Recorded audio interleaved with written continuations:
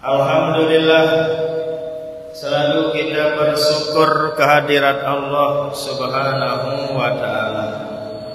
Salawat dan salam selalu kita haturkan, niatkan kepada Nabi besar kita, Nabi Muhammad sallallahu alaihi wasallam.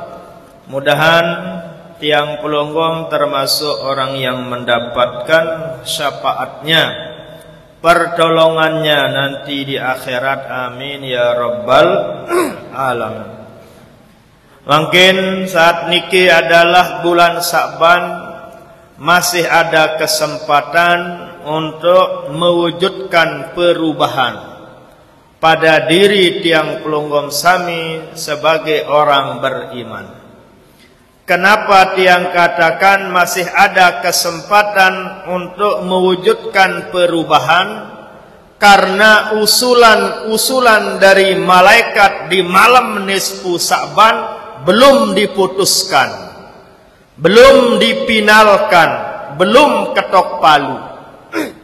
Kapan dipinalkan? Nanti di malam Lailatul Qadar. Makanya tiang pelonggong sebagai orang beriman diberikan kesempatan 1 bulan lebih sekedip, dari 15 Sa'ban sampai malam Lailatul Qadar 10 terakhir. Jadi kurang lebih 1 bulan lebih sekian hari lah. Nah, makanya malaikat makin sedang menunggu usaha doa tiang pelungguh sebagai hamba Allah. Nanti kalau sudah final malam Lailatul Qadar, sudah tidak bisa lagi diusulkan oleh malaikat kehadirat Allah. Nasib perjalanan hidup tiang pelungguh untuk setahun yang akan datang. Dari itulah makin tanggal 17 masih lama kesempatan tiang pelonggom untuk berdoa dan berusaha. Mohon kepada Allah agar nasib, agar perjalanan, agar usaha, agar profesi, agar cita-cita tiang pelonggom sami lebih baik, lebih mulia dari tahun yang sebelumnya. La yaruddul qada'a illa du'a. Tidak ada yang mampu, tidak ada yang bisa merubah putusan Allah selain doa. Putusan Allah bersifat dua. Ada bersifat mubrom, tidak bisa dirubah. Ada bersifat mu'allaq, tergantung usaha dan doa. Nabi contohnya putusan Allah yang bersifat mubrom, langit di atas tidak bisa dirubah sekalipun malaikat berdoa. Ustadz Jumahir laki-laki, pelungguh ibu-ibu nina. Siapapun yang akan berdoa tetap pelungguh yang nina-nina, yang mama tetap mama. Karena putusan Allah bersifat mubrom. Tidak bisa dirubah dengan doa, tidak bisa dirubah dengan usaha.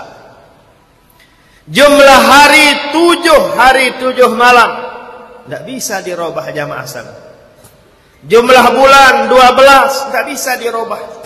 Jumat sekali seminggu pelungguh mohon kepada Allah, ya Allah, lamun bau je robah gitu berjumat kembik repot terjelu Jumat tak bisa. Lamun bau je ya Allah sekali sebulan tabai berjumat, ya enggak bisa.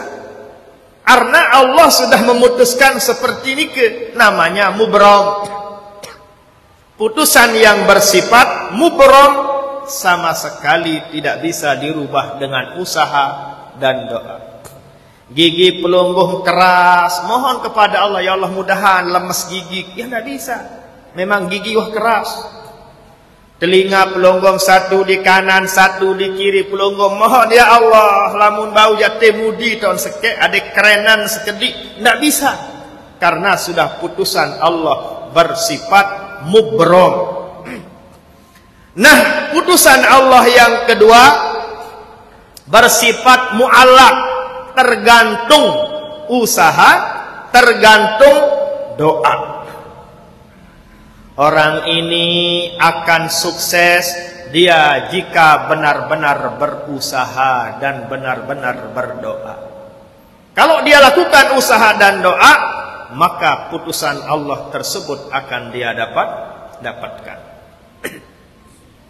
Nikalah dua model, dua contoh, dua bagian daripada putusan Allah yang bersifat mubram, tidak bisa dirubah, yang bersifat mu'allaq, bisa dirubah, tergantung usaha dan tergantung yang namanya doa.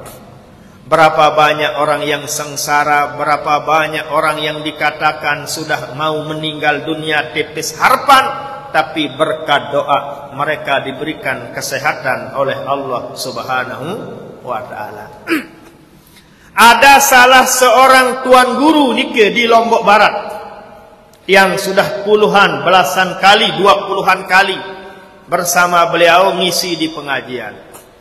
Usia beliau kurang lebih 70-an. Aktivitas beliau membangun pondok pesantren di setiap dusun yang belum ada pondok pesantrennya, atau membuat sekolah, membuat madrasah. Misalnya dia tahu di satu dusun belum ada sekolah, belum ada musola, belum ada tempat orang mengaji, beliau mengajak jamaah. Setelah jadi, beliau tinggalkan. Karena tidak mengharapkan gaji, tidak mengharapkan napi-napi, yang dia harapkan hanyalah ridho ilahi Allah Subhanahu wa ta'ala. Di pesiaan pondok pesantren menukah. Itu aktivitasnya aja masa. Pada satu waktu dia pernah napi namanya sakit. Dokter sudah memponisnya beliau nikah untuk dioperasi, disuruh pulang dulu, nunggu 3 hari.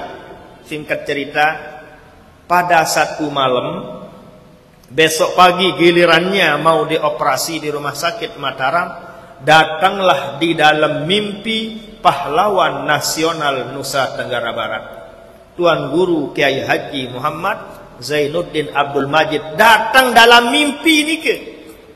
Di dalam mimpi nikalah diusap pinggangnya yang sakit yang mau dioperasi. Diusap oleh pahlawan nasional Nusa Tenggara Barat dan disuruh amalkan sholatun nahdatain. Ini baca. Ya jari doa, inilah doa. Itu aja perintahnya. Sudah. Mimpi nikah, bukan di alam nyata. Kaget dia Bapak Ibu. Tatkala dia bangun dari tidurnya, barulah dia membaca doa nikah. Membaca solawat yang tadi. Allahumma inna nas'aluka bika antusalliya wa tusallima ala sayyidina Muhammad sampai akhir. Tatkala dia baca jamaah sami, malam itu dia baca sampai pagi, terus bangun-bangun, itu aja yang dia amalkan. Dari malam sampai paginya, kembali dia ke rumah sakit untuk memenuhi giliran dari sang dokter. Singkat cerita, diperiksa oleh dokter, hilang penyakitnya. Kaget dokter nikah. Oh Pak Haji, pelungguh minum obat napi kok penyakitnya hilang? Tidak ada, pasien beliau. Saya tidak minum obat napi-napi. Saya hanya mengikuti anjuran arahan daripada Pak Dokter. Kaget dokter nikah. Napi yang hebat di sana adalah doa. La yaruddul qada'a illa doa.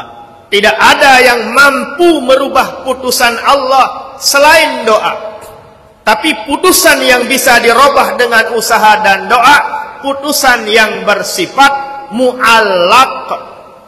Tergantung usaha, tergantung doa.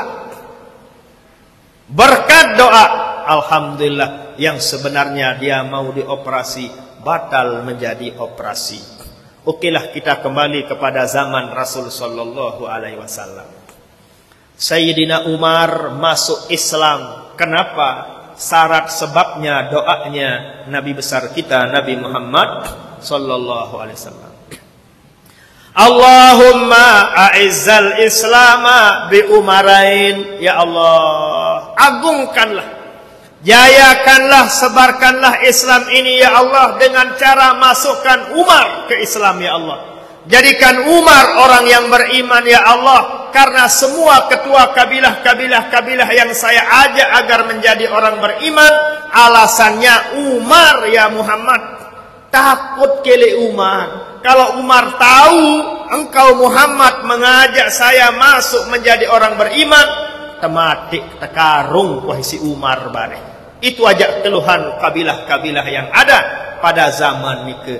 Akhirnya disida Nabi mohon berdoa kepada Allah, Allahumma a'izzal Islama bi Umarain.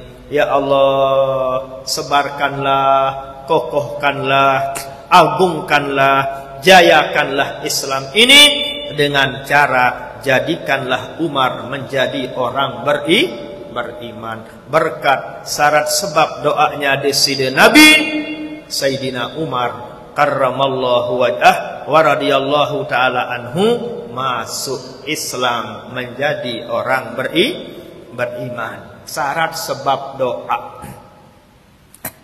Okelah kita kembali ke Indonesia sila. Indonesia alhamdulillah wa syukurillah, negara kita Kesatuan Republik Indonesia yang kita cintai ini tentu syarat sebab diberikan kemerdekaan oleh Allah Subhanahu wa taala tidak lepas dari doanya para kiai-kiai, tidak lepas dari doanya para ulama-ulama, tidak lepas dari doa para orang-orang beriman yang ada di zaman penjajahan ini. Para kiai-kiai yang berdoa jamaah sami, pelunggung sami yang linsir, atau adik-adik yang sudah sekolah membaca sejarah, bagaimana secara logika akal sehat Indonesia bisa menumbangkan, bisa mengalahkan, bisa merebut kemerdekaan daripada penjajah yang tingkat kemewahan, kecanggihan alat perangnya jauh langit, jauh bumi. Mereka pakai napi namanya Maryam, mereka pakai bom papuk baluk para kiai jak napi kadun, ampel, tereng, keris kadun sila. Tasbih sin oros si kiai-kiai no. Oros tasbih si kiai. Napi sebabnya anda punya bom. Tapi bom yang dilempar alhamdulillah tidak meledak berkat doa para kiai. Jamaah sah. Pistolnya alhamdulillah aman berkat doa para santri, para kiai, para leluhur yang pelunggung sami yang ada di Indonesia niki kehebatan daripada doa. Makanya di dalam hadis dijelaskan ad-du'a'u mukhul ibadah. Intisari dari semua ibadah adalah doa. Pelunggung salat, pelunggung berdoa. Pelunggung puasa, hakikatnya pelunggung berdoa. Pelunggung berzakat, hakikatnya pelunggung berdoa. Pelunggung berwudu, hakikatnya pelunggung juga berdoa. Tatkala pelunggung salat, masya Allah, penuh dengan doa. Rabbi ghafirli warhamni, ya Allah ampunilah dosaku ya Allah. Sudah doa di dalam salat ini. Inni wajjahtu wajhiya lillazi, dari Allahu Akbar sampai assalamualaikum warahmatullah. Di sana ada pujian, ada pengikraran diri kepada Allah, ada juga tidak luput dari unsur doa. Pelunggung berpuasa, sila setelah berpuasa napi doa pelunggung. Allahumma laka sumtu wa bika amantu wa ala rizkika abtortu. Pelungguh mohon kehadirat Allah agar puasa pelungguh dikabulkan oleh Allah. Pelungguh mengeluarkan zakat, pelungguh berdoa, mudahan syarat sebab saya berzakat, mengeluarkan zakat agar harta benda kekayaan saya lebih diberkahi lagi oleh Allah Subhanahu wa taala. Makanya itulah makna daripada hadis yang tadi, ad-du'a mukhul ibadah. Intisari lekan semua ibadah-ibadah yang pelunggung sami lakukan adalah mohon berdoa kepada Allah Subhanahu wa taala. Jamaah pengajian yang dirahmati Allah, nikilah upaya usaha untuk mewujudkan perubahan, pada diri tiang pelungguh sami untuk setahun yang akan datang dengan cara pelungguh berdoa. Napi hajat pelungguh beda-beda. Tidak mungkin tiang pelungguh, tidak mungkin kita semua hajat kita sama.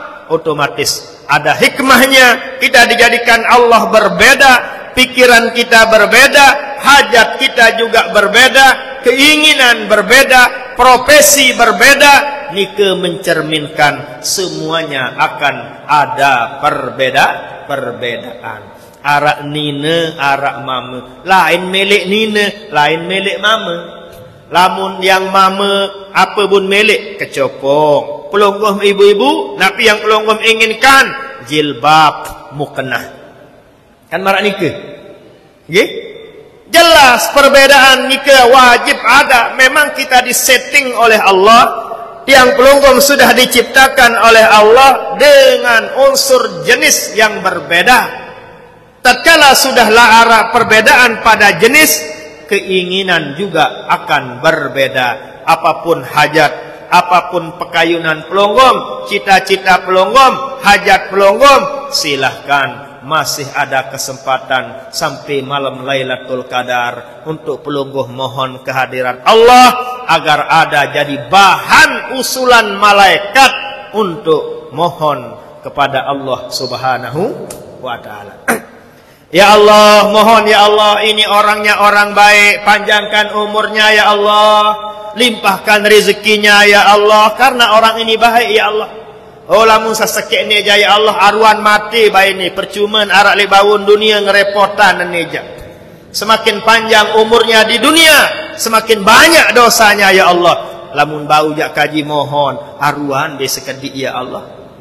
Tergantung keadaan, tergantung doa dari tiang pelungguh sami, tergantung usaha dari tiang pelungguh sebagai orang beriman. Jamaah pengajian yang dirahmati Allah, inilah yang tiang maksudkan bahwa di bulan Sa'ban sampai malam Lailatul Qadar masih ada kesempatan emas bagi tiang pelungguh untuk mewujudkan perubahan pada diri tiang pelungguh sami dengan cara bagaimana? Dengan cara berusaha dan berdoa. Yang kedua adalah dengan cara mempersiapkan diri menghadapi bulan suci Ramadan. Rasul sallallahu alaihi wasallam mengingatkan kepada tiang pelungguh sebagai orang beriman, Ramadanu syahru ummati, bulan Ramadan adalah bulan umatku, bulan yang terbaik, bulan yang paling istimewa bagi umatku, karena di bulan Ramadan ada Lailatul Qadar. Karena di bulan Ramadan amal ibadah tiang pelungguh dilipat gandakan oleh Allah Subhanahu wa taala menjadi 1000 kali lipat, ila sab'umi'ati dikin, sampai 700 kali lipat. Bahkan tidak ada yang mengetahui berapa kali lipat, tidak ada yang mengetahui berapa ganjarannya selain Allah Subhanahu wa taala. As-saumu li wa ana ajzi bihi. Di dalam hadis dijelaskan seperti ini. Dari hadis ini menggambarkan, menjelaskan pahala, nilai amal ibadah tiang pelungguh tatkala berpuasa di bulan Ramadan. Tidak ada yang mengetahuinya selain Allah. Malaikat pun tidak mampu menulis, malaikat pun tidak mampu mengetahui berapa nilai ibadah tiang pelungguh di sisi Allah Subhanahu wa taala. Ini hadis yang sering pelungguh mendengarkan di bulan Ramadan. As-saumu li wa ana ajzi bihi. Puasa itu untukku, firman Allah. Wa ana ajzi bihi, dan saya yang langsung memberikan upah pahala kepada orang yang melakukannya. Makna hadis ni seperti yang tiang jelaskan tadi. Malaikat pun tidak mampu memprediksi, malaikat pun tidak mampu mengira berapa besar pahala ganjaran orang yang menunaikan yang namanya puasa Ramadan. Inilah cara yang kedua tiang pelungguh untuk mewujudkan perubahan pada diri di bulan Sa'ban nike, dengan cara menyiapkan diri menyambut tibanya bulan suci Ramadan. Bagaimana cara pelungguh untuk menyiapkan diri menghadapi bulan puasa Ramadan, bulan yang suci, bulan yang paling mulia, bulan yang paling istimewa bagi umat Nabi Muhammad sallallahu alaihi wasallam, seperti hadis yang sudah tiang sampaikan tadi. Caranya adalah pertama, agar pelungguh mengkodok puasa-puasa yang luput pada Ramadan yang lalu nikah. Ia cara yang siapkan diri. Selesaikan dulu puasa-puasa pelungguh yang ketinggalan di bulan Ramadan yang lalu. Lebih-lebih yang ibu-ibu, lebih-lebih adik-adik yang namanya kaum hawa atau bapak-bapak pelungguh, ada puasa pelungguh yang lolos karena kelaparan, karena keabotan, karena apapun karenanya, apapun penyebabnya, baik sengaja maupun tidak sengaja, hukumnya wajib dikodok. Wajib dikodok puasa Ramadan ni ke jamaah. Kalau puasa Ramadannya misalnya 7 hari, otomatis 7 hari dikodok. Kecuali kalau Ramadan tahun yang lalu, berarti dia di samping mengkodoknya wajib didenda 1,5 hari kilo. Kalau 2 Ramadan yang dia lewati, atau pelungguh ada yang 10 Ramadan yang lalu, makin dia mau kada, makin dia ingin tobat. Dulu di masa mudanya, dulu sebelum menikah, dulu sebelum berkeluarga, dia ingat ada puasanya 2 hari, dia batalkan tanpa ada uzur syar'i. Karena malas wasilah. 2 hari, tapi 10 tahun yang lalu. Harinya tetap 2, cuman dendanya berlipat ganda, tergantung jumlah Ramadan yang dia lewati. Kalau 10, berarti 10 kali 1,5 kilo, 5 kilo sehari. Kalau 2 hari, berarti 10 kilo. Kalau 20 Ramadan, 20 tahun Ramadan yang lalu dia mau kada hari ini, berarti per berapa jadinya? 10 kilo jadinya. Okay? Karena 1 Ramadan dia lewati 1,5 kilo. 2 Ramadan dia lewati berarti sekilo.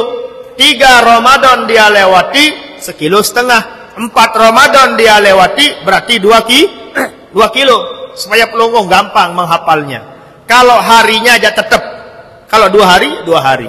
Kalau seminggu, ya seminggu. Kalau sebulan, ya sebulan. Yang berlipat ganda dendanya. Ukuran lipat gandanya tergantung Ramadan yang dia lewati. Kalau harinya tidak berlipat ganda, kalau hari tetap hanya yang berlipat ganda adalah berasnya. Lagu makin ceritanya mahal beras, nggih. Yang dengar informasi dari ibu-ibu tadi jam 11, 20.000 harga beras sekilo makin. Itu pun tidak ada barangnya katanya. Yang dengar ibu-ibu di bagian tiang di sana, ditanya oleh temannya, "Mbak, hamlai dia waktu PT beras, 3 tempat saya PT beras, ndarak mau ke beras," katanya. Pirajin sekilo, 20.000 sekilo. Taek beras makin, itu pun tidak ada barangnya. Sengaja disembunyikan, sengaja ditimbun beras-beras nike karena harganya akan naik. Nah, ibu-ibu jadi wah mau beras Jokowi, uli tenang, sandik mau nani kelapahan nih. Okay? Tadi tiang dari mana? Dari Peraya. Masya Allah, tiang lihat pick-up mobil-mobil truk buat beras. Nggak tahu mau dia bawa kemana beras itu. Karena beras sudah langka, makanya sila rajin-rajin ngadak puasa angka, rajin-rajin ngadak puasa. Kalau petani, alhamdulillah, kalau petani tidak ngeluh dengan beras. Kalau petani luik beras ni, tapi pelungguh-pelungguh yang beli beras, nah nike yang kewalahan, dengan harga yang lumayan mahal lah, 20.000 sekilo, lumayan mahal ukuran beras, mahal ukuran beras. Langka lagi, tapi mudah-mudahan di Labuan Lombok aman stok berasnya. Bagaimana Pak Muzani, aman stok beras deh? Aman ya? Aman lah, beliau jadi mangku pekan soalnya kan. Wah aman, alhamdulillah. Jemaah pengajian yang dirahmati Allah. Nah, makin permasalahannya apa hukum mengkada puasa Ramadan kalau sudah nisfu Sa'ban? Karena di dalam hadis dijelaskan, faizan tasofa Sya'banu fala tasumu. Jika sudah nisfu Sa'ban, jangan kalian puasa, sabda Rasul sallallahu alaihi wasallam. Apa makna hadis? Itu tadi arti hadis. Arti hadisnya, jika Sa'ban sudah nisfu, jika Sa'ban sudah pertengahan, jika sudah 15 Sa'ban, fala tasumu, jangan kalian puasa, sabda Nabi. Ini artinya. Tapi makna maksud daripada hadis ini, yang dilarang puasa setelah nisfu Sa'ban adalah puasa sunnat lima lam ya'tadus saum. Dilarang puasa sunnat setelah nisfu Sa'ban bagi orang yang tidak terbiasa melakukan puasa sunnat. Kalau orang nikah sebelum nisfu Sa'ban, puasa Senin, puasa Kamis, maka tidak dilarang untuk berpuasa setelah nisfu Sa'ban. Jadi jangan pelogoh bingung nanti baca terjemahan hadis, memang seperti itu artinya. Larangan dari Nabi untuk kita berpuasa jika sudah lewat 15 Sa'ban, 16, 17 sampai akhir dilarang berpuasa. Puasa apa maksudnya? Yang dilarang adalah puasa sunnat. Kapan dilarang? Setelah nisfu Sa'ban. Dilarang oleh Nabi puasa sunnat. Bagi siapa? Bagi orang yang tidak terbiasa melakukan puasa sunnat sebelum nisfu Sa'ban. Ada pelunggung pas masuk 1 Sa'ban dia berpuasa. Lalu sekarang dia mau lanjutkan, tidak apa-apa, boleh. Apalagi dari Rajab dia berpuasa sunat, boleh makin untuk puasa sunat. Yang tidak diperbolehkan adalah puasa sunat setelah nisfu Sa'ban. Nikah yang dilarang oleh Nabi besar kita Nabi Muhammad sallallahu alaihi wasallam. Nah, bagaimana bagi yang mengkada puasanya? Mengkada puasa setelah nisfu Sa'ban tetap wajib, tetap boleh, tetap sah. Yang dilarang adalah liman yataharro. Apa maknanya? Bagi orang yang sengaja mengulur waktu untuk mengkadanya, niatnya sambil latihan. Nanti sudah saya mengkadak puasa saya tinggal 7 hari sebelum Ramadan. Dia ulur-ulur, sengaja, sudah ada planningnya, ada niatnya, ada rencananya. Dari bulan Rajab dia sudah berencana. Bahkan dari bulan Syawal dia sudah berencana. Nanti saya kadak puasa saya di akhir bulan Sa'ban sambil latihan untuk puasa Ramadan. Orang seperti ini lah yang dilarang, tapi tetap sah puasa kodoknya, tetap juga wajib mengkadak puasanya. Nah, anda tabot wasilah nggih. Nah, tapi ada dendanya? Tidak ada dendanya.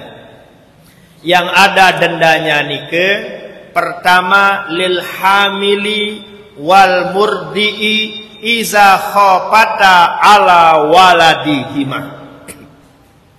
Orang yang hamil, orang yang menyusui, dia boleh tidak berpuasa karena khawatir kepada anaknya yang di dalam kandungan, khawatir kepada anaknya yang sedang menyusui.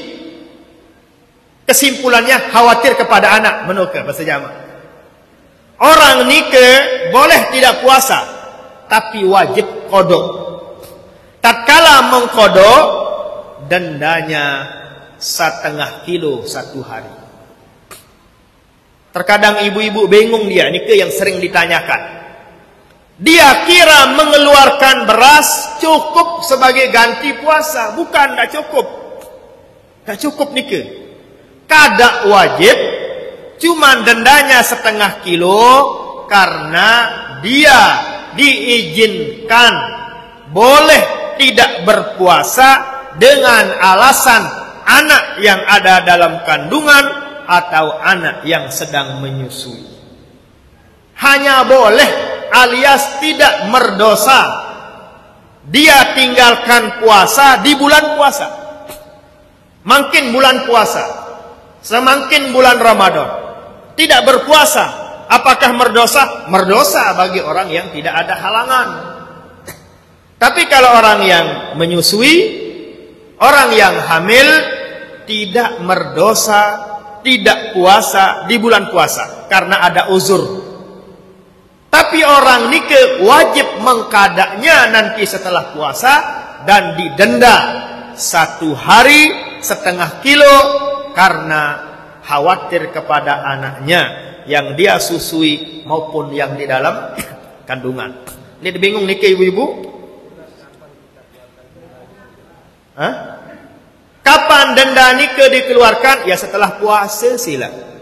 Setelah pelungguh berpuasa, nah ini denda saya. Kepada siapa dikeluarkan? Kepada para fakir miskin.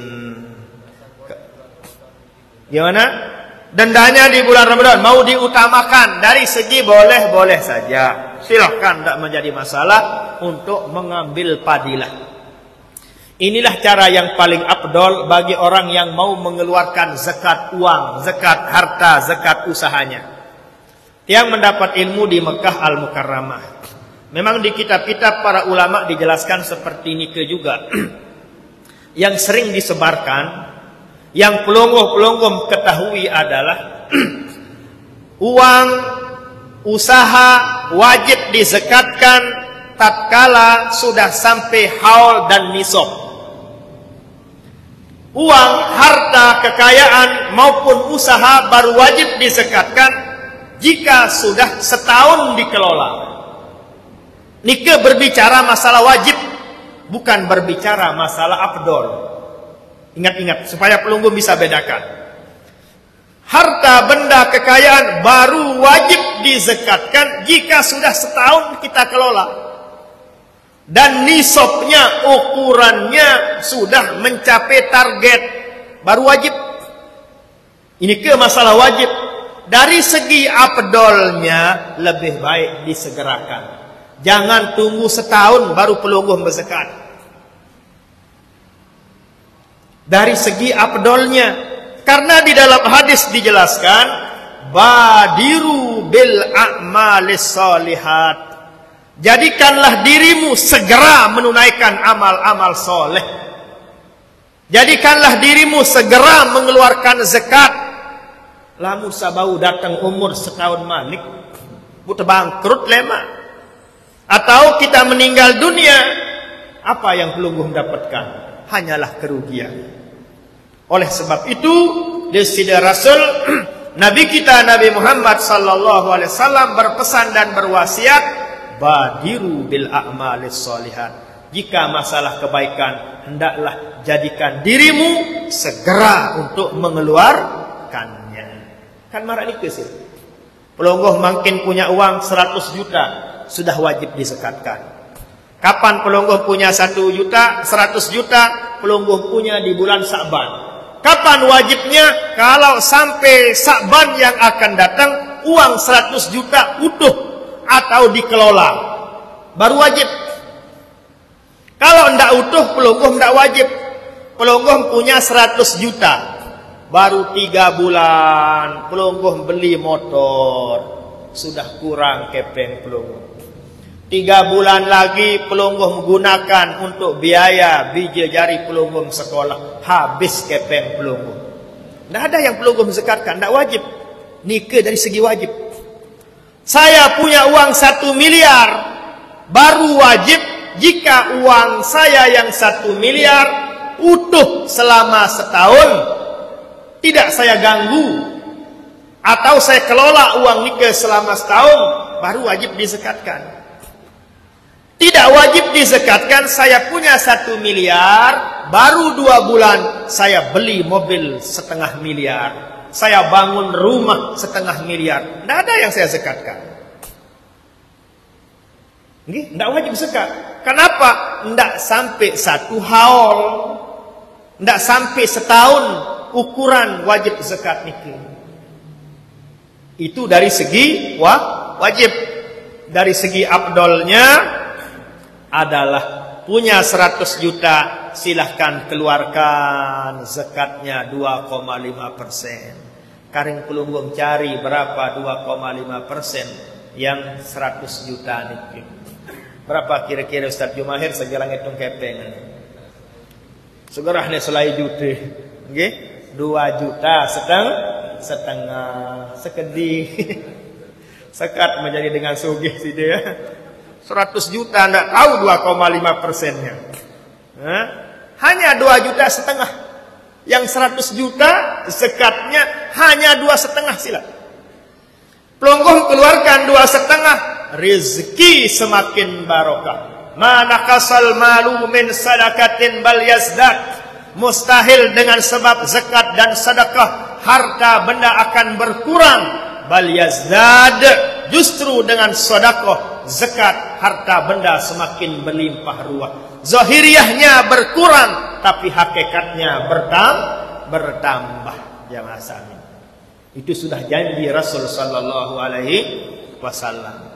Wa ma anfaqtum min syai'in fahuwa yukhlifuh. Firman Allah dalam Al-Quran. Apapun yang kalian nafkahkan, apapun yang kalian zakatkan, apapun yang kalian sedekahkan, fahuwa yukhlifuhu, Allah wajib akan ganti. Janjinya Allah dalam Al-Quran bukan janjinya caleg sila. Wajib kita percaya kepada janji Allah Subhanahu wa ta'ala. Jangan iman pelongkong, keyakinan pelongkong kepada janji Allah, janji Rasul sallallahu alaihi wasallam lebih pelongkong belakangkan ketimbang janji-janji selain Allah. Tetap janji Allah nomor 1. Tidak boleh pelongkong lebih percaya kepada janji selain Allah, kepada janji selain Nabi besar kita Nabi Muhammad sallallahu alaihi wasallam. Oleh sebab nikah, makanya dari segi afdoliyahnya adalah lebih baik kita segerakan. Yang lebih hebat Malik adalah orang punya 100.000, masalah ikhlas dia bersedekah berapa? 25.000. Ini hebat ini. Kalau orang kaya banyak uangnya mengeluarkan zakat wajar. Ini modalnya 100.000 sehari, tapi dia sempatkan diri mengeluarkan sedekahnya, amalnya. Yang berhutang gigi 1 juta di bank. Ya. Lunasan mana tidak ada urusan bayar hutang atau zakat. Sekarang orang berhutang. Ustadz Jumahir berhutang ke tiang. Uang itu saya baru wajib mengeluarkan zakat uang saya. Uang saya kan ada di Jumahir 100 juta.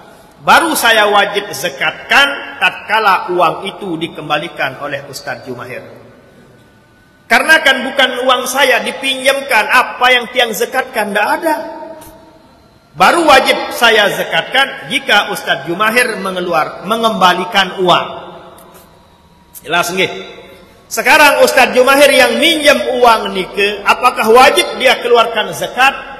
Wajib jika uang itu tidak dia gunakan selama setahun, atau dia putar uang nike selama setahun, baru dia wajib dia zakatkan. Jelas nike? Jelas. Kembali kepada hukum yang tadi, tetap cara paling afdol Ustadz Jumahir yang berutang 100 juta, Masya Allah dia berzakat lagi 2,5 juta. Itu paling afdol. Tapi dari segi wajibnya Ustadz Jumahir baru wajib dia zakatkan uangnya yang 100 juta jika dia tidak gunakan uang. Laukan darat dengan singgah kepeng, tidak pakai kepengnya. Gila namanya nike pelungguh nggih. Mesti orang yang punya uang dia pakai untuk usaha. Nanti ke Ustaz Jumahir ini kena zakat usaha. Kena zakat usaha dia. Tinggal di total di akhir tahun berapa labanya, berapa modalnya, berapa sisanya, hitung di akhir tahun. Aset-asetnya dihitung. Dengan uang yang 100 juta, Ustaz Jumahir pinjam apa dia beli? Kulkas. Apa dia beli? Etalase. Apa dia beli? Mixer. Apa dia beli? Apalah yang dia beli.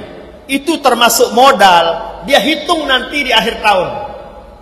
Oh, yang masih kulkas. Oh, kulkas rusak. Tidak masuk hitungan. Apa yang utuh? Etalase. Berapa harga etalase? Berapa barang yang ada? Total harga semuanya. Masa akan seperti biasa 100 juta? Tidak mungkin. Mesti akan bertambah. Kan uang itu berputar. Andaikan dia beli barang lagi, tadi dia hanya punya kulkas, punya etalase, selanjutnya Masya Allah dia beli mobil bontong. Berarti mobil bontong ini masuk dalam modal. Dihitung itu di akhir tahun. Oh, bontong ini 70 juta, etalase sekian juta, barang sekian puluh juta. Di total di akhir tahun ternyata 200 juta. Berarti yang dizakatkan adalah 200 juta. Paling aman ya kalau pelungguh ingin bebas zakat, caranya rugi atau bangkrut. Tidak wajib itu. Siapa saja yang bangkrut tidak wajib zakat. Modalnya 100 juta, bangkrut. Alhamdulillah tidak wajib zakat. Ini paling aman. Kenapa yang bahasakan? Banyak orang yang takut zakat.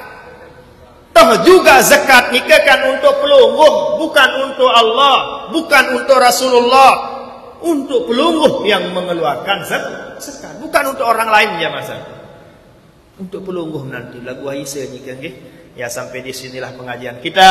Kesimpulannya, nikahlah cara mewujudkan perubahan pada diri, berusaha dan berdoa, mempersiapkan diri untuk menyambut tibanya bulan suci Ramadan yang sangat mulia dan istimewa dengan cara banyak sekali, terutama mengkodok puasa-puasa yang luput nikah. Alhamdulillah wassalatu wassalam ala nabiyyina Muhammad ibn Abdullah wa ala alihi wa sahbihi wa man tabi'ah. La haula wa la quwwata illa billah. Nastaghfiruka wa natubu ilaika ya Allah. Allahumma jammilna bil afiyah was salamah وحققنا بالتقوى والاستقامة وإذنا من موجبات الندامة يوم القيامة. اللهم بارك لنا في شعبان وبلغنا رمضان ونور قلوبنا بنور الإيمان ونور وجوهنا بنور الإرفان وعلمنا علوم الحديث والقرآن. ربنا آتنا في الدنيا حسنة وفي الآخرة حسنة وقنا عذاب النار.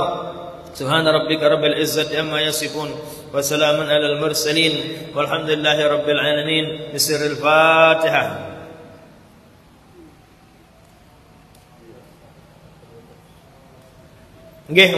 Mari kita sama-sama menutup pengajian kita untuk sementara dengan sama-sama kita melapaskan hamdalah. Alhamdulillahirabbil alamin. Alhamdulillahirabbil alamin. Alhamdulillahirabbil alamin. Wassalamualaikum warahmatullahi wabarakatuh.